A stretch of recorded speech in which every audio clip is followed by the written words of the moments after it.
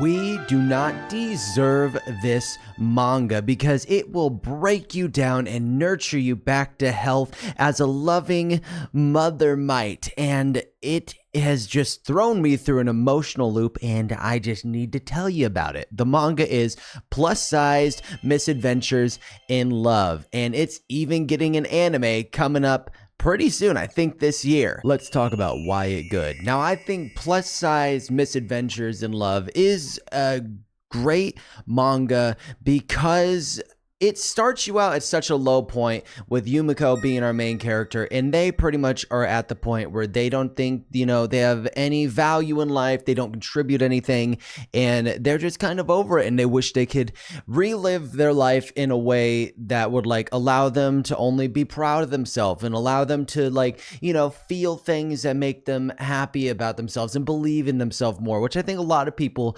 go through on a regular basis and are very hard struggles that are super real and could cut to a lot of our cores. And Yumiko goes through an accident and comes back with amnesia and has forgotten all about their old sad self, and they come back with just this fierceness and fire, and they are just here to put on the sass. And they are really funny, really quirky, and they go into their work environment where everyone was used to them never putting themselves out there, and now they're only putting themselves out there and building themselves up and building each other up.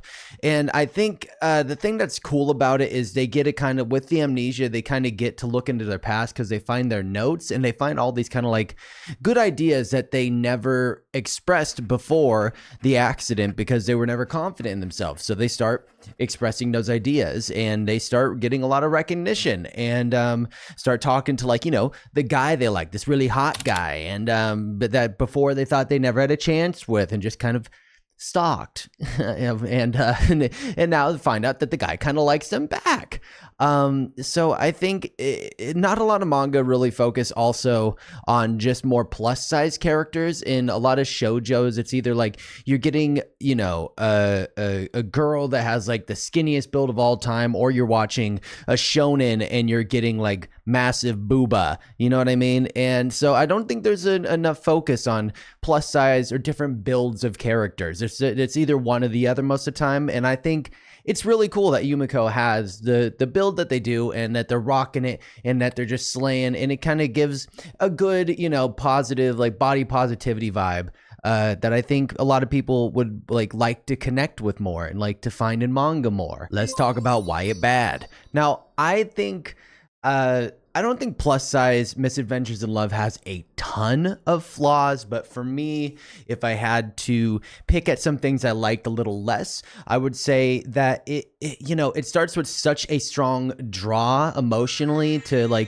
really cut to your core, and then once Yumiko kind of goes through the accident, it's almost like all the sadness is washed away, and all kind of those deep feelings are washed away. And I kind of there's a part of me that wishes maybe there was a little bit more of kind of leading into some of those feelings a little more, but it kind of gets overplayed in almost in a silly comedy way a lot of the time. Everything kind of becomes a joke, and honestly some of the comedy is really messed up because they'll be making jokes and they're just haha, I'll just eat it, haha, I'll just eat everything because I'm plus sized, and their coworkers will be that's so funny, so true, and I'm like, bro, what? That's kind of messed up that it's just that, how consistent. I can understand in the beginning when they're kind of asserting they're really into themselves and all these things, and they're just going along with the bit, but then it just kept happening throughout the manga, and I'm like, okay, you can maybe lay off on that a little bit. It's starting to reach you're beating a dead horse a bit there. So I would say for me, it's just that the humor gets a little overplayed, a little overdone, and I wish that it would kind of balance a little more into the more serious elements. There is also kind of an element of mystery to this manga, which I thought was really cool, because they're Yumiko, your attempt at kind of ending things was actually, we think it might have been a murder attempt, and it's oh, someone tried to murder them, who was it? And then you start to suspect all these people, but they don't really they get to it very very slowly, and I would like if maybe there was a little more again of those serious notes within the manga, and I'm sure they get there at some point, and that's that's how you draw out a long running manga. I understand, but yeah, for me mostly just the kind of like the loop of comedy gets a little old, the quirkiness gets a little old, and sometimes there's things where it's almost like too positive. And like I'll admit I'm not really the most chipper person. I'm pretty cynical a lot of the time, and I do find this to be such a feel good manga, but there are points where it's like, okay, you're just you're doing it a bit much. All right, bring it down just like a couple notches, because you're making me uncomfortable. So overall, who would I recommend this manga to? I think that if you enjoy a solid shoujo or a romance manga that like has a pretty consistent humor, you'll probably like this, even if you like things like A Sign of Affection or Toradora, which are very romantically driven and less humor.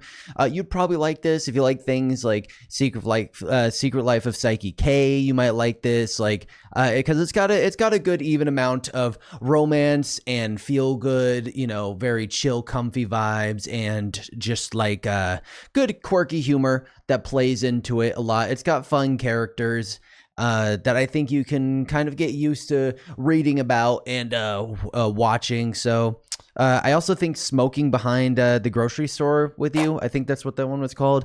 That's also kind of a good, like, if you like that, you would definitely love this. So if you like any of those or like need a feel-good manga in your life, definitely check out Plus Size Misadventures in Love. It is worth the read. And until I find another manga worth reading, I'll see you guys in the future. Don't forget to smash that subscribe button, you little cuties. And I'll catch you around. Bye now.